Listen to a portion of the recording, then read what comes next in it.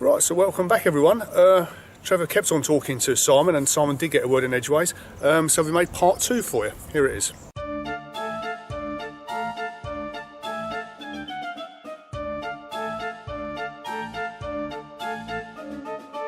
Okay, we're back again, Simon. Welcome same back, Trevor. place, but it's going out on a different night. The modern age of technology. Anyway, we've got to talk about your last big trip. Yep. Bristanbul. Hashtag Bristanbul, that's Yep, it, yep. Yep, 21 nights. 21 countries, 21 days. So across 2 continents, we managed to sneak into Asia when we crossed the Bosphorous in Turkey. So yeah, quite a challenge, but a fantastic adventure. Really enjoyed it. You really enjoyed it. So highs and lows? I suppose the highs, the thing, I mean, obviously I've been working in the industry 20 odd years now. You know, naturally every now and then you get a bit tired of it. For me, it just, when you go on a trip like that, reinvigorates me. I rekindle my enthusiasm for what we do, because it's a fantastic pastime and it's a great industry to be involved in. And the thing that I really enjoy about going on these sort of trips is we could have flown to Istanbul if we liked, could have been there in a couple of hours, but we would have missed out all the fantastic places in between. And that's really what a caravan brings to you. It allows you to visit other parts of the world that perhaps you couldn't do on another type of holiday. There were certain places that you went on that trip that I would have just died to have gone to. Mm-hmm. You know, the lakes, the Italian lakes. Fantastic, yeah. Do you know what I mean? And I've done some of the coastline down the old Yugoslavian countries. Yeah, no. But I've done them, you know, via other means. I haven't done them with a caravan. Mm-hmm. And I think that whole coast, there's a name for that coast, isn't it? But I can't think what it's called. I do. It's not Adriatic. Not Adriatic. No. There's a I name should know. I've got a geography degree. I'll have to. Anyway, that particular, I always call it the old Yugoslavian Yes, that's right. coastline. Yeah. And I've done some of it, you know, via ships and one thing and another. And I've always found it breathtaking. And seeing some of the footage of your trip, that must have been awesome. It was absolutely beautiful. Sort of going through Croatia, which was absolutely lovely. The road between Split and Dubrovnik is you know, one of the best you'll ever drive. It was absolutely beautiful. So, If I had a criticism of your trip, I wished you'd have spent more time from the Italian lakes down to that part of the world. Yeah. More video footage and more about it, because I was just loving that bit, you know. It's unfortunately we obviously time is money when you're doing these sort of things. So we had stop-off days. We had a stop-off day in Dubrovnik. We had a stop-off day in Istanbul, and a stop-off day in Prague to break the trip up and spend a bit more time in those centres. But in order to get round, it looks like fun, and it is, but it is quite relentless. It's got to be quite hard work. It's just tiring. I mean, we had plenty of drivers, normally 3 drivers a vehicle, so you were driving about a third of a day at a time, each day for 21 days. And you were well fed. I think you had some chefs on. Oh yeah. An army marches on its stomach. So Bart and Wes and the team made sure we were well fed. We had 2 professional chefs with us for the trip, so we were very well fed. It was great. I mean, to be fair, we only ate out a couple of nights on the whole trip, but again, it's great. You know, we took Kadak barbecue along with us, and they cooked everything. And what they tried to do with the chefs was cook some local food, local dishes. So you also had some of your staff on the trip with you, didn't you? We were 21 people in total, and we had 2 Turkish lads who work in the factory with us. That's what I mean. And they did half each, and Dean invited his parents to come and join us while we were in Istanbul, and they brought some of their food with us as well. They'd never seen a caravan before, so it was quite... That's what I was going to get onto, but it was also good that, you know, it's great that, you know, the marketing director actually lives in a caravan and knows what it's like to be in a caravan. You know, too many directors of companies don't actually know what the product is. You know, you actually know what it's like to sleep on a caravan bed. You know what it's like to make it up. And you've I wouldn't say I made it up, but I did sleep on it. Yeah, you know what I mean. But it was also good when I saw that you'd bought some of the lads out of the factory. Yeah.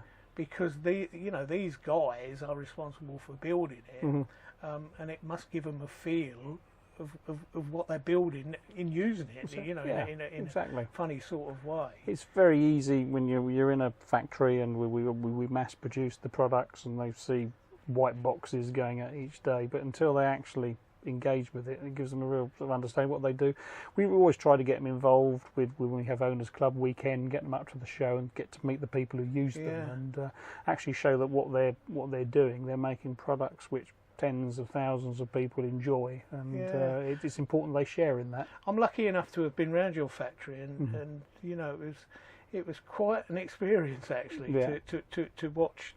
You know, the process. The 28 stations, I can't remember exactly. That's right, yeah. But it is 28 stations. 28 stations, that's right. You know, from start to finish, and it's quite impressive. So it was good that you let some of them lads actually enjoy some of the benefits of what they build. You know? To be fair, it was great. And also, but having 2 Turkish speakers in Istanbul was a great help. I mean, particularly when you're trying to negotiate you through customs, for example. We'll go on to that. You know, obviously, a lot of people saw the disastrous manoeuvres that you was trying to do in that city.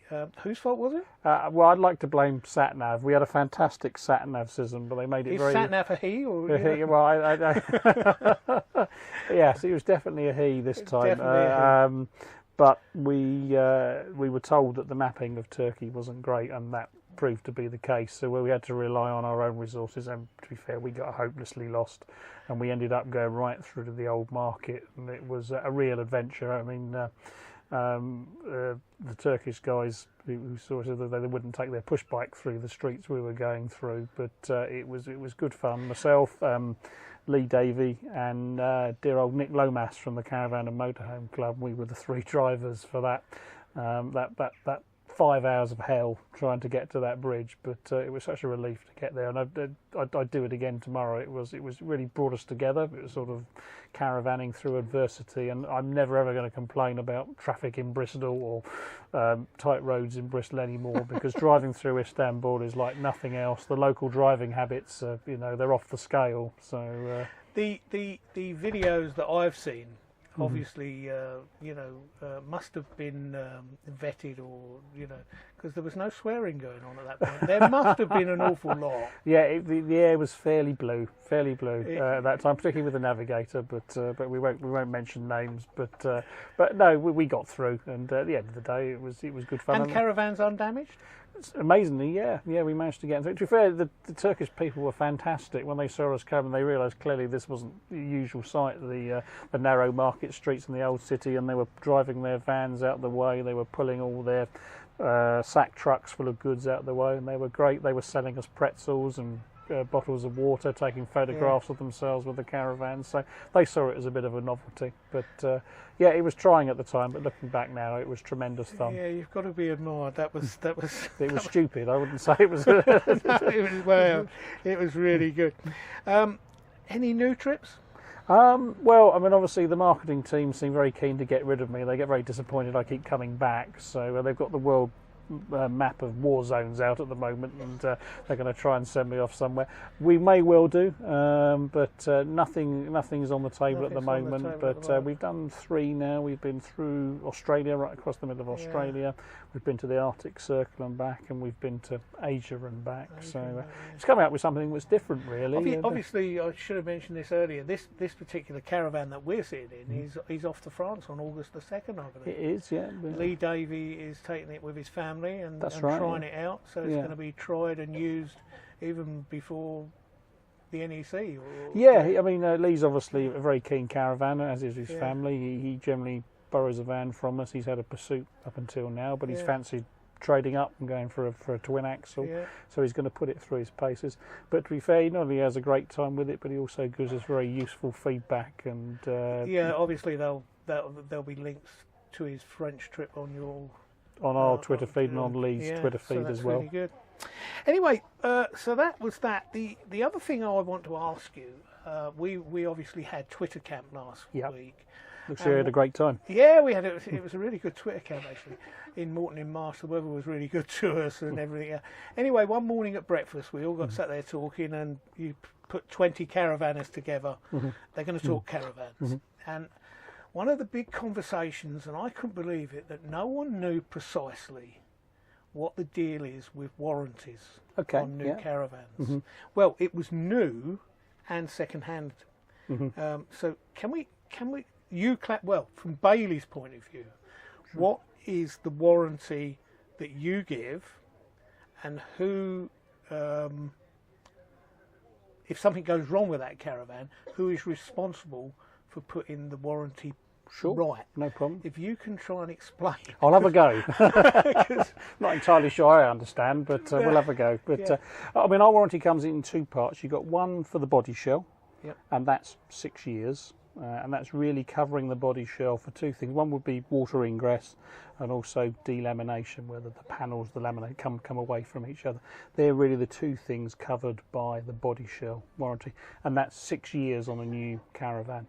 You can transfer the warranty to subsequent owners should you want to, but that's 6 years from us. It is possible to extend that for another 4 years, but that's an insurance-backed warranty rather than a Bailey-backed warranty. So that's why you're buying extra insurance to extend it, much in the same way if you go and buy a television from an electrical store, they might try and sell you extended insurance on it. So the warranty is very much Bailey. That's just a Bailey-only warranty. So if I bought this caravan tomorrow and suddenly this window had a little leak in it, would Bailey be putting that right, or would the dealers be putting that right? Ideally, it would be the dealers. It depends on the severity of the problem. If it's a major problem, then we have two levels of support. We have rapid response vans at Bailey, where we have trained engineers, like the guys like Ali and Dean, the two guys who came on the trip. They're in their normal life. That's what they do for us, and they'll go out and attend to vans either on site or on dealer premises, or failing that, if it's a major repair, it comes back to the factory. We've got a 10-bay service centre at the factory, and we tend to handle all the major repairs there. That could be a warranty repair. We quite often do quite a bit of insurance work there as well. People with traffic accident damage need new roofs, etc. So that can be done at the factory. But in a normal set of circumstances, it will be a retailer, a Bailey retailer, or an approved Bailey service centre. So all our retailers are approved Bailey service centres, but we realise we don't have a complete geographical spread. So we have about 30 approved Bailey service centres who don't necessarily sell our products, and they don't sell our products, but they focus purely on the servicing, and they can carry out the warranty work required on the product. They're approved to do it by us. So secondly then, if supposing we talk about this caravan, I've had this caravan 2 years and I decide to sell it privately. How does that work with the warranty then? What you can do, the warranty, it's fine. The warranty stays with the caravan. It's not with the owner. But if a second owner, if someone came in and bought it from a dealer and there was a period of the warranty left, so you've had it for 2 years and there was 4 years left on the body shell warranty, you can transfer that. It's a nominal sum of £35 to cover the paperwork, and then we can transfer it into the second customer's name, and that then they can benefit from that period of the warranty that's left. Is there someone mentioned there's a time limit on that transfer? Is there a time limit? There will be a time limit from when you've purchased it. So I think it's 6 to 8 weeks once you've purchased. You have to do it once you've taken. So it's very important that the person say I sell this caravan to. As soon as they've got it, they transfer it over straight away. They ring Bailey. Basically, there'll be a form in the information pack, or you can do it online. But basically, there's a form you complete. You send it in with your cheque. And provided it's had the full service history maintained by the original owner, we can transfer the warranty over to you. So that is important, though, that they get that done straight away as soon as they've purchased that. Yeah, exactly. If they're going through, if I've sold this on to another dealership and then the dealer's selling it on, does it still transfer the Bailey warranty, or does the dealer then give it a warranty? Sorry, explain again, just so. If I part exchange it through a dealership, yeah. What happens to the warranty then? Is it an automatic, still transferred by to Bailey? I'm not explaining this very well. No, that's okay. That's no problem. So if it goes through, it's the same process. When the new customer takes delivery of it, they can transfer it into their name, providing there's a period of the warranty still left to run. Perhaps expect the dealer to do that on the completion of sale. Yeah. The dealer should, in theory, help them out with that. Explain that okay, they've got a 2-year-old van. You've got 4 years left on your body shell warranty. Therefore, we'll transfer it over for you. Help you complete the fourth. But it's again, make sure that has been done. Yeah, absolutely right. That's straight away. So that's obviously if they're selling it on and the warranty has expired, it's run out of time. Then basically it will be a dealer warranty of some sort. Normally, 12 months, but that will be a warranty offered by the retailer on a second-hand product, and typically that will be an insurance-backed product. I should point out, we've talked about the body shell warranty. There's also a component warranty, which is called 3 years, which is 2 years comprehensive cover on everything, and then 1 year selected cover.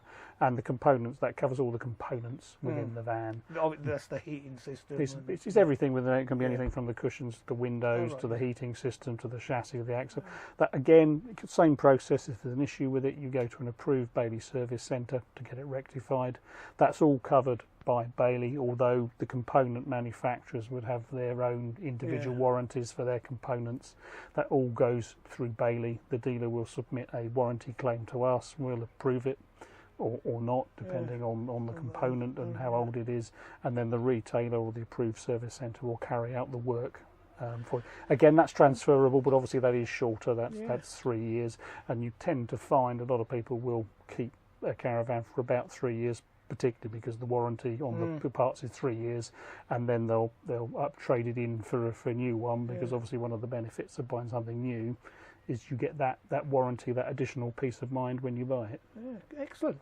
Is that? I think it answers my question. I hope it answers the people that was at Twitter camp last week. Fingers crossed. Anyway, fingers crossed. It's a very complicated system, in it, warranties and everything else, and I think it's a question that everyone sort of needs to make sure they've got right when purchasing any Caravan, either be new or second hand. That would be the advice I would give. Exactly. And whoever, if you're buying from a reputable dealer, make sure they explain very carefully to you what's involved and how much warranty you have with the product. Anyway then, Simon, thanks very much for coming on Natters. Well, I've been excited. Obviously, I saw Lee Davey a few weeks ago and told me how much he enjoyed it. So I'm really glad to be invited. No, and I'm really pleased that you come on. So thank you very much. And look forward to seeing you again. We'll enjoy the rest of the time at Stanton House. Stanton House, yes. Thanks very much. Thanks a lot.